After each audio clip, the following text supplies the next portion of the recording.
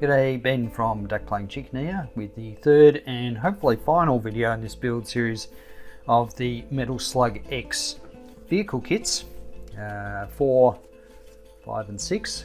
So the Melty Honey, the Sarubia and the Landseek by Xinshi Hobbies. Now the next step for me after I've glossed everything is to get a panel line wash or a pin wash. Now there are plenty of products on the market for doing this. So for example, Tamiya make a range of panel line wash products. In most cases I like to actually make my own, and the reason for that is it gives me a lot more control over the colour that I want. So for example, on the Melty Honey kit here, I don't want to go with just a straight black for the panel lines. I want to go with like a really dark grey. So what I'm going to do is I'm going to use some enamel paint, so some Tamiya German grey, and I'm going to mix up my own pin wash. I've done this before in other build series, but for those of you who haven't sort of seen me do it. So the first thing you need to do is give this stuff a really good shake. You'll also need some X20 enamel thinner. I use the Tamiya stuff because it's completely compatible with this. So I'm going to pour a little bit of this into a small cup.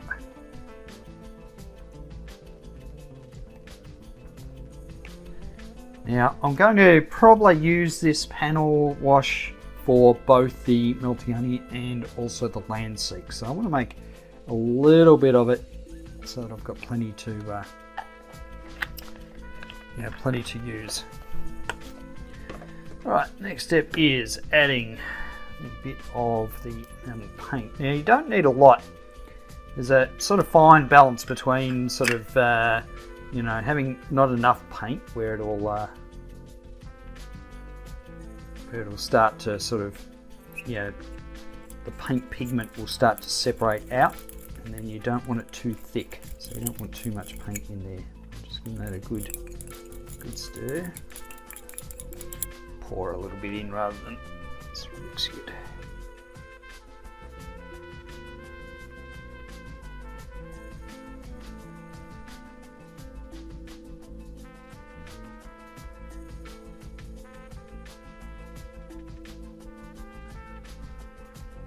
Now, for those of you who've seen me do this stuff before, you know that it doesn't matter if you make a mess because you can always clean it up afterwards. It's no big deal. Let's get something around these details around here. So the great thing about this process is it brings out all those lines, and for this type of kit, which is sort of a bit, cartoony, just really does well to bring out all those details. We'll do the wheels as well. So it's brought out the detail on those wheels there nicely. And I'll let that dry and go around cleaning that up. Let's have a look at the top bit here.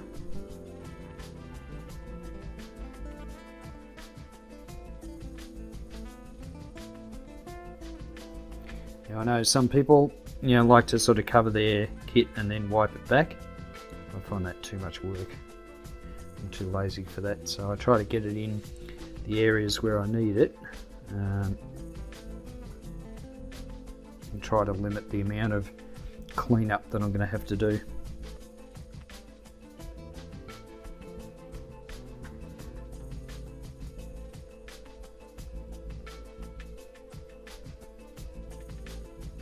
Alright, so you get the idea. Nice and messy. Leave that dry. Probably for a good day. At the time of filming this, it's actually really cold in the shed at the moment. It's about 7 degrees C, so it'll take a while for this stuff to dry. Once it does, it'll be easy enough to clean up. So I'll go ahead and do the panel lining for the Melty Honey and Landseek. And I should just say that I will actually put it in a bottle. This is some stuff that I've made up previously. So I'll add this into a bottle that I can shake on a regular basis. so that the pigment doesn't sort of separate out. Okay, so I've done the panel lining with the German grey. I'm pretty happy with the way it's come up. It's sort of brought out the a lot of the detail, but it's not sort of just straight black. Now there are obviously a couple of other colours that I need to work with. We've got the brown for the crates. There's also the seats of the Landseek, a few other sort of brown detail bits. And for that, I'm actually going to use some accent colour. I'm just going to apply it to the crates to bring out some of that, some of the wood grain detail.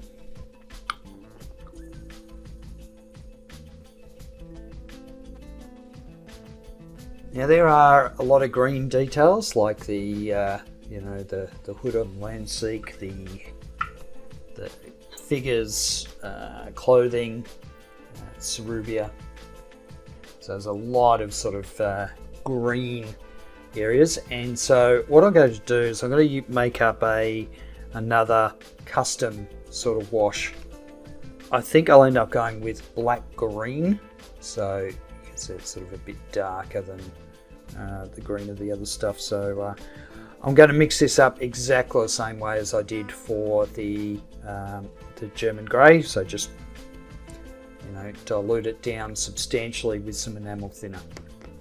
Okay, I mixed up some panel wash with the XF27, but you can see I've ended up making it a lot darker, and what I've done is I've added a bit of black to it just to darken it up a little bit. Just that sort of straight black green wasn't going to be dark enough. So let's see how this goes.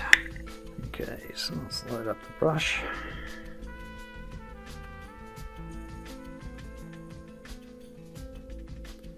Yeah, I think that'll be fine.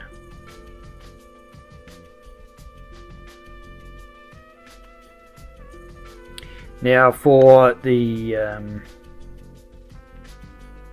windows, or the slots on the side, I'm actually going to use some black in there, because that's going to be more applicable, I think. Definitely use it for the rivets here, and I'll also be obviously doing a bit of dry brushing over the top of that. Like on the Landseek, I've also got the cabin cover here, so I'll get a bit in here.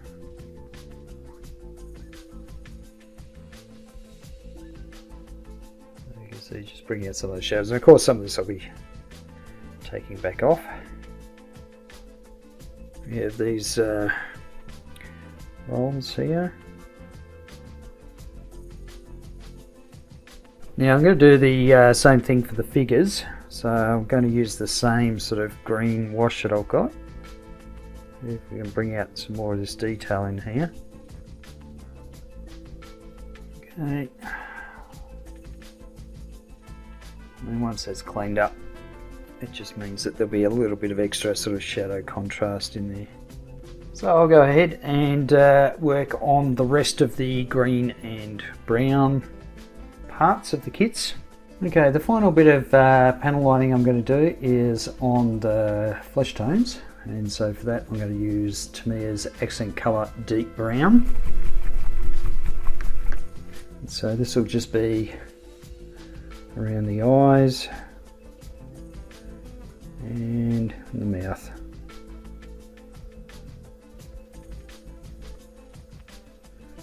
That's kind of all it needs.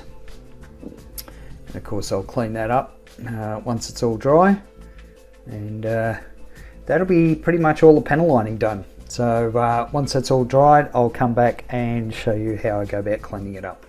I've left the enamel pin wash, or panel line wash, whatever you want to call it. I've left that for a good 24 hours to dry, and it's just because it's very cold at the moment in my workshop. But it should be dry enough now that I can start cleaning it up. So in order to do that, I use this stuff, which is shellac, but you can also use enamel thinner, lighter fluid, it all does the same stuff. I'll take a cotton bud in, just wick off the excess on the paper towel here, and then just work across the panel line to clean it up. So any sort of splodges or mishaps that I've got, I can clean them up quite easily. And you can see the stuff coming off on the cotton bud there. Now, because I was reasonably careful with the application of the pin wash, there's not a lot of cleanup to do. So this is why I like to be a little bit more controlled with it. The other thing that I'll do is I'll do one round of cleanup, and then I will leave it and then come back to it at a later date, just in case I've sort of missed anything. Alright, so it's cleaned up quite nicely, and you can see the difference between the right here and the left. You see the left still got some marks and where it's bled out a little bit, and on the right hand side this is where I've cleaned it up, so you can see the difference there. So I'll go ahead and clean up all the rest of the parts, and then it'll be ready for decals. Okay, time for some decal application. And although they provide water slide decals for most of the elements on the kit, so for example this is for Melty Honey, it includes the numbers, the yellow components, the stripes that go on the barrel, but the only ones that I'm going to be using out of the kits are the eyes. So I'm no good at painting eyes, so I'm really thankful that they included the decals for that. Now they do appear to be pre-cut, so that makes life a lot easier. So I'm going to start by cutting these out. And I'd be interested to see how these decals go. And I do probably want to get the left and right around the right way. So I'm going to put these in the water. I've got my little decal tray here. I'm going to put them in the water the way they appeared on the sheet. Right, the other thing I wanted to do is put some numbers or letters on the number plates, because there's no decals included for that. Now I really struggled to find in my rather extensive collection of water slide decals, I found it really hard to find any letters or numbers that sort of were the right size. So I ended up going with, and it's not ideal, but at least it'll be something. So these are custom decals that I printed out a while ago for another build series I did. It was a Macross build. So anyone who sort of is a regular to my channel would probably recognize where they came from. So now these ones, because they're printed on a laser printer, they're not pre-cut. So I am going to have to cut as close to the numbers as possible. And it is a bit unfortunate that it is just going to be numbers and not some letters as well. But can't be helped. Better than nothing, I guess. So we'll dunk that in. So this will have the number plate 110. Alright, now one thing I've learnt is whenever you're doing any decals and you're sort of going through it one at a time, make sure you take your decal sheet and put it a long way away from the water, because I've actually ruined a few sheets in the past by spilling water on them. So just keep them out of the way. So as far as the tools I use Microset and Microsol, and I obviously have some decal tweezers. You want tweezers with flat flat noses on them. Sorry, I've got some water on that. So these are the Tamiya ones, which are great. You don't have to have a fancy decal tray like this, you know, you can have just a saucer with some water in it. You do want it reasonably shallow just so you're not digging around to get the decals. And that's pretty much it. I do use some cotton buds just to squeegee out any excess water. And toothpick I use for moving the decals around. The reason I use a toothpick is because it's not likely to cut through the decal, like if you were to use a knife or something. Okay, so it looks like these decals have started to lift, which is good, so it's always a good sign. Let's get some microset down on the eyes of this guy.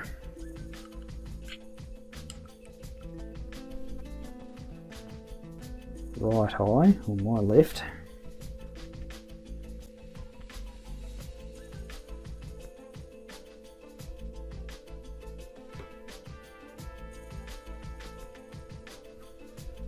Okay.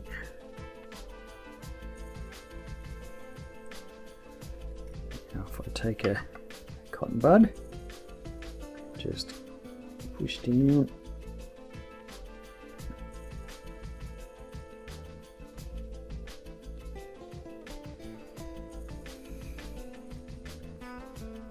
You see that? That's definitely better than if I was actually painting that on, that's for sure. Right, let's do the other one. Alright, so that's his eyes there. So he's looking up. Now next step is to get some microsol. Microsol will really help for the decals to sort of conform to the contours of the eye sockets. Right, I will leave that sit, I won't touch that. That is good to go. Alright, so the next one I'll do is the, I'm playing this particularly well, don't I? The next one I'll do is the number plate. So it's the front bumper. Let's see how these decals go. Okay, wick off the excess water on a bit of paper towel.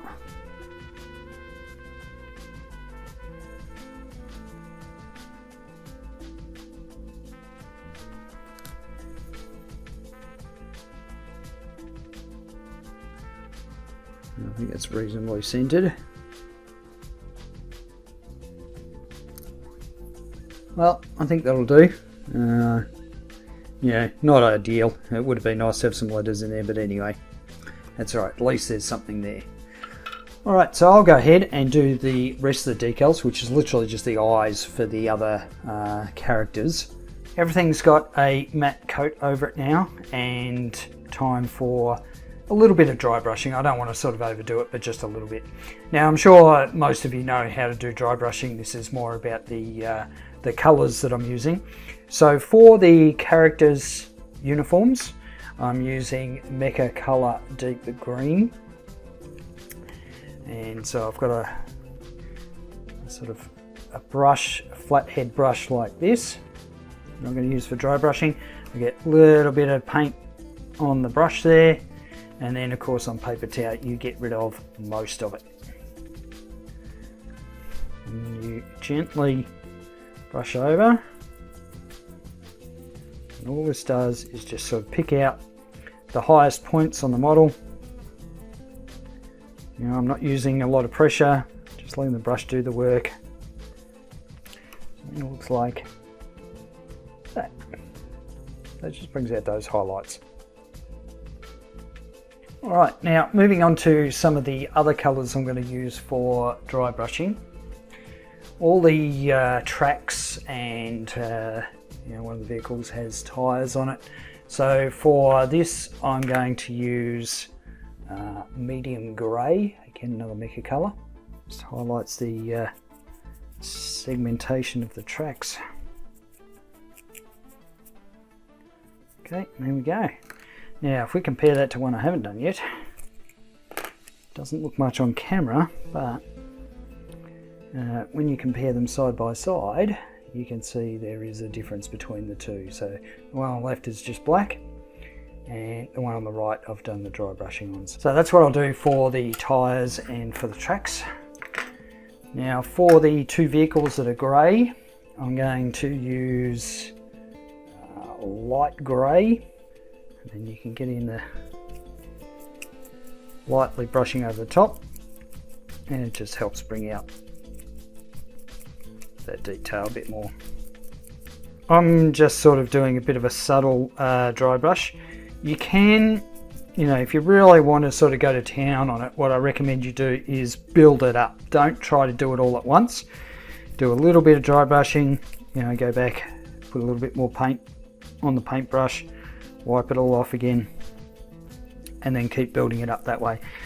And that'll reduce the amount of streaking you sort of get. So it helps to make the dry brushing a bit smoother. Okay, so again, it's pretty subtle, but it's enough to sort of make a bit of a difference. Do a bit on the side of these wheels here. So that's the colour I'll be using for the grey, and I'll use that same colour for both of the grey vehicles, the Landseek and the Melty Honey. For the Sarubia, I'm going to use the deep green again.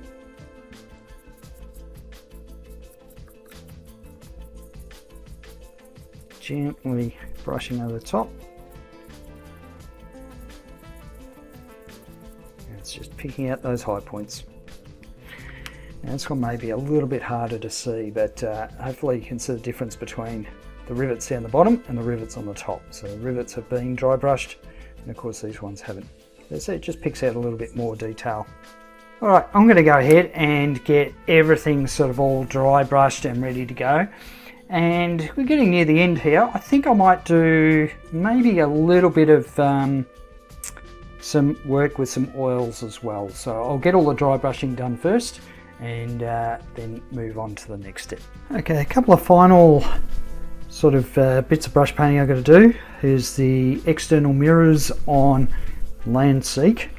So for that I'm just going to use some X11 chrome silver.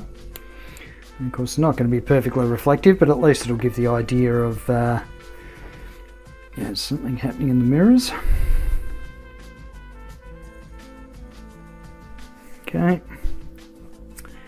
I'll leave that dry, leave it to sit sort of fairly flat.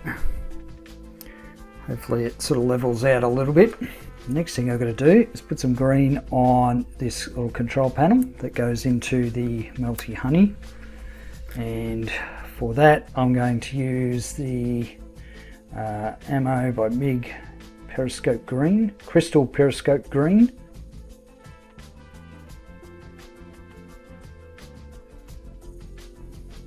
So this will do two things. It'll give at least a little bit of an illusion of like a green, clear display, but also it'll be gloss, so it'll give it that sort of glass finish. Alright, there we go. Okay, I've assembled the characters. They look pretty good, I think. Not too bad. I'm definitely glad that he provided the decals for the eyes. Definitely looks a lot cleaner with the decals in place. So I'm going to start with the Melty Honey to get this all assembled and see how it looks. I kind of think before I do any sort of weathering oil washes, it'll be better that I get it all assembled first. So a couple of things I'm going to do is, with where I've got pegs, I'm going to trim them down a bit because I will be gluing all this in place, so I don't actually need the full pegs. Okay, so I'm going to trim those down. Just got to make sure I've got it around the right way here. These holes go to the back. That should drop in pretty well. We have to get the tracks on, and they do go a specific way. So get those in place.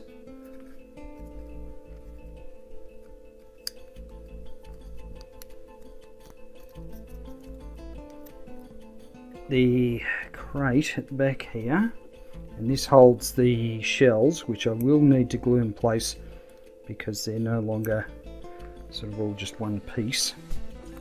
Get some glue in here.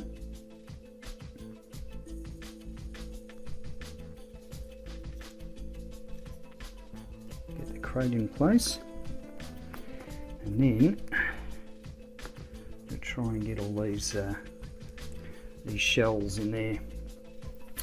So I'm just going to put a little bit of glue, dab in here. Now, let's see, here we go. There are kind of little grooves in the side of the box, which helps seat them in pretty well. There we go.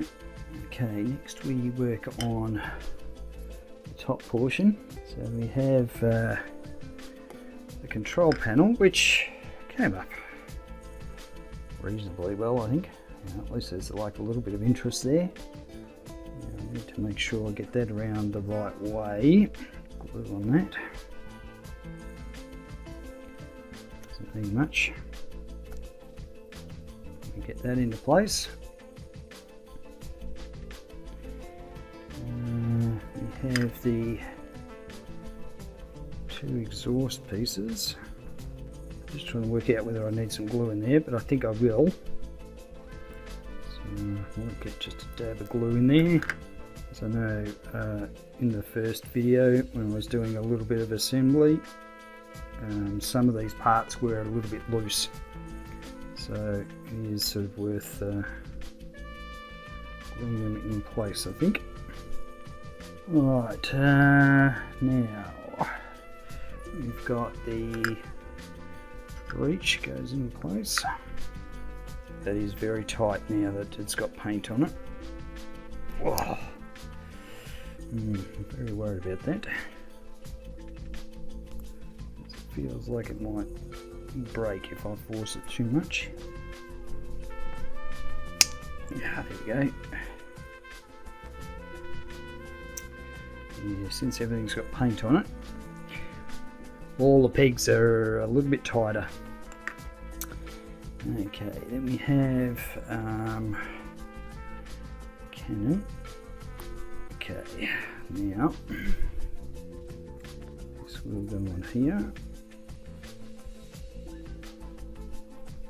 This definitely doesn't need glue. We can drop this on here. Let's see, how well is that going to go together?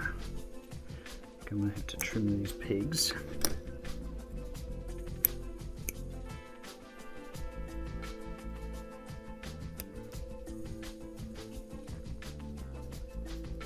Okay, then we have these little boxes, and again I'm going to trim the pegs because I'll glue these in place.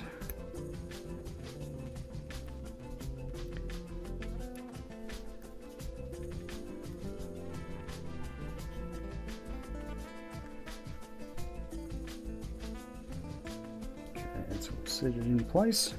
Now I think I may have to get some glue on the back here and maybe clamp that down.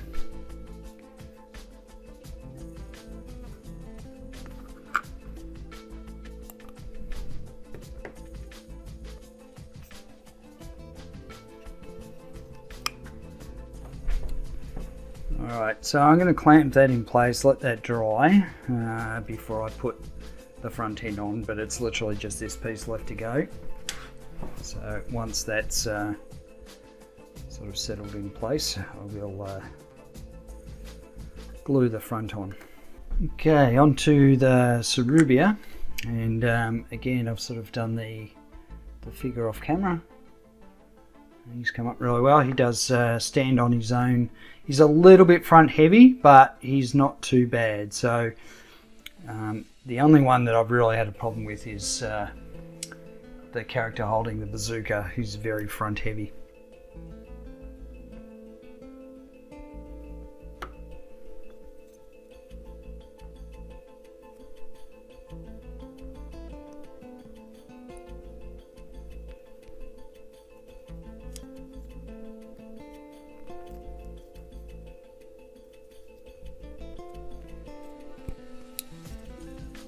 Alright, that definitely doesn't need any glue.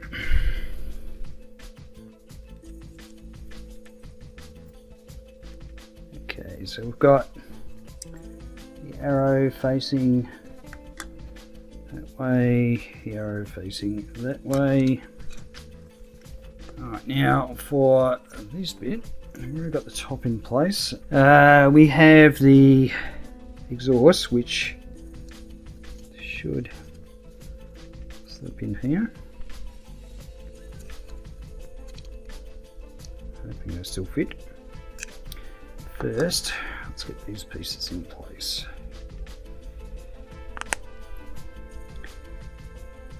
They definitely do not need glue. Now what I need to do is just check to see whether these still fit in here or not. I may need to trim just the smallest amount off each side.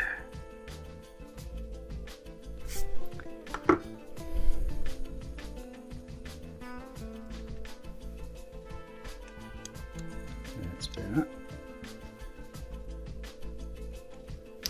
Okay, bit of glue in here.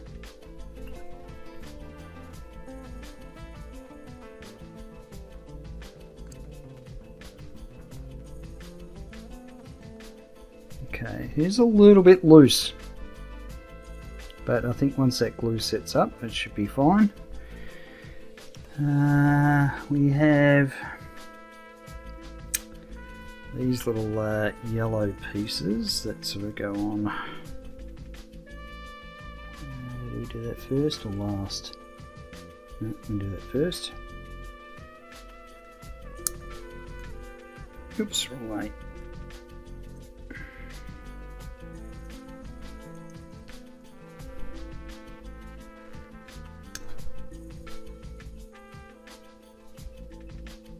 Or was it the right way? Yes, there is a front and back. They have a slightly different angled tab on them.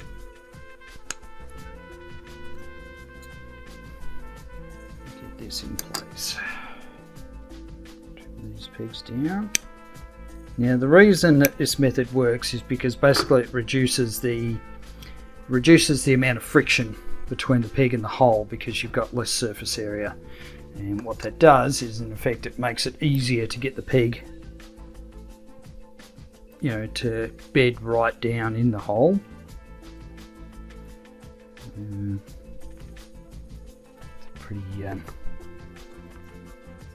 Pretty common trick. Oops, snap. Oh, that went right down into place. Okay. Yeah, that looks cool. Let's get the aerial and the light in place.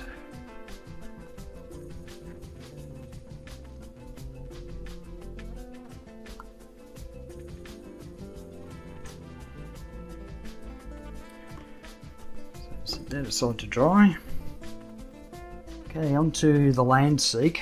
Now this figure is carrying a bazooka and he is a bit top heavy. He does stand on his own, but it doesn't take much for him to fall over. So yeah, it's definitely not the best, and see, I'm struggling to get him to sort of stand up again. So the other two stand alright, this guy not so well.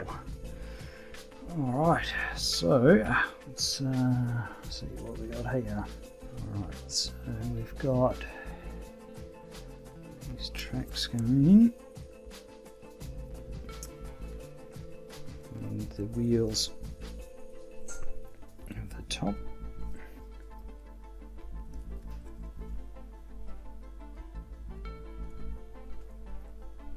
Next it tells you to put the bumper on, but I think I might try and get this in place first. I'm going to trim down these pegs because I know this will cause me a little bit of grief. I think this getting this lined up, and I may need to clamp it in place. Give it the clamps. Okay, so that all goes down pretty well. I think I will put it in place if I can get it back off. Okay, so let's get a bit of glue in here. Okay, that's actually gone down pretty well. I haven't got any issues with that rising up by the look of it. Yeah, again, I think I might get the cabin in before I get the bumper in. I might do the bumper last. I'm just a bit worried about sort of knocking that off. So let's cut off a few of these pegs. Just test fit this first. I do need to get the steering wheel and the gear stick in place first, I think.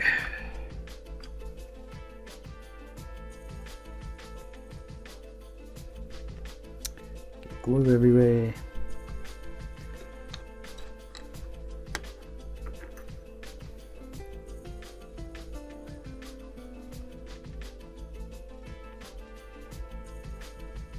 Gear sticks in.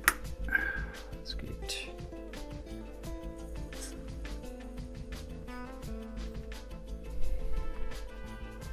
remember this steering wheel was a pain in the neck to get in. First time I was sort of doing this, so I don't expect it's going to be any easier now it's got paint on it.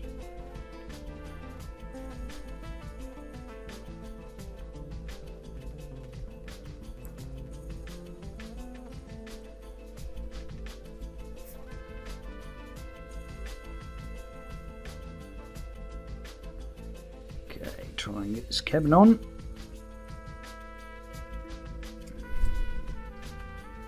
Okay, well, I don't think that's going to go on any further.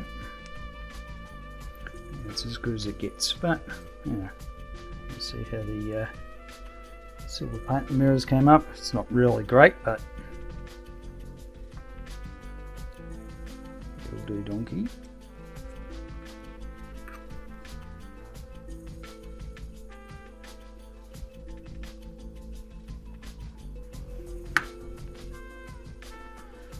Now, some of the detail pieces on the tray. So we've got this little extra crate. Again, just trimming those pegs. And I think I might just two little holes in here, so I'll get some glue in from the back. Doesn't need much. And we have these two tarps that are keyed to go in particular side.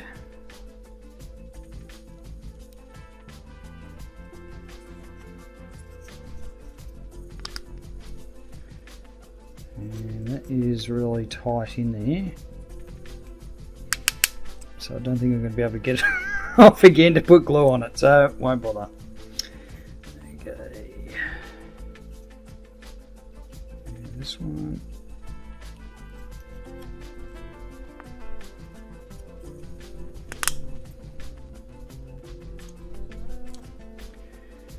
Alright.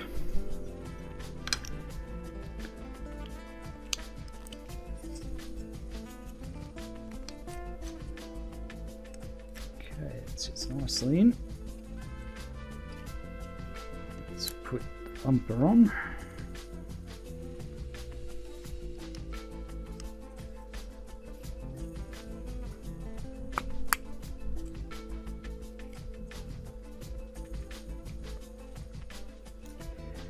Alright, so I'm going to leave all these to sort of dry all the glue, and then I'm going to sort of go in and do a little bit of work with some oils.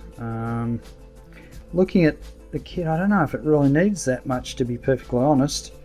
I'm actually pretty happy with the look of them, but we'll see. Anyway, I'll have a think about it overnight and let you know either way. I did some final detailing of the rear lights on the Landseek, just using some crystal red by MIG and some crystal orange. I had to think about whether I wanted to do some work with weathering and oil washes and that sort of stuff, and I've actually decided not to. The reason for that is because these are sort of cartoony vehicles. They are from a game. I think going too far in the sort of realistic side of things will actually detract from kind of the, you know, the type of vehicles that they're supposed to be. I think with the pin wash that I've done and, you know, a little bit of dry brushing and all that sort of thing, I actually think it's fine. So I won't be doing any sort of further weathering on these vehicles. So some final thoughts on these kits before we get to the beauty shots. These kits are fantastic. They're really easy to put together. They look the part. They definitely look as though, you know, they are from the game. The only gripe I have about these kits is that I really wish the figures were done in styrene. It would just make it a lot easier to sort of clean up the seams. One thing that I will say though is that the SMS paints that I've used, there has been no signs of cracking or anything like that. Given that this plastic is a little bit flexible, I haven't sort of seen the paint, crack up or anything like that. So that's good. But it would have been better, I reckon, if these were cast in styrene.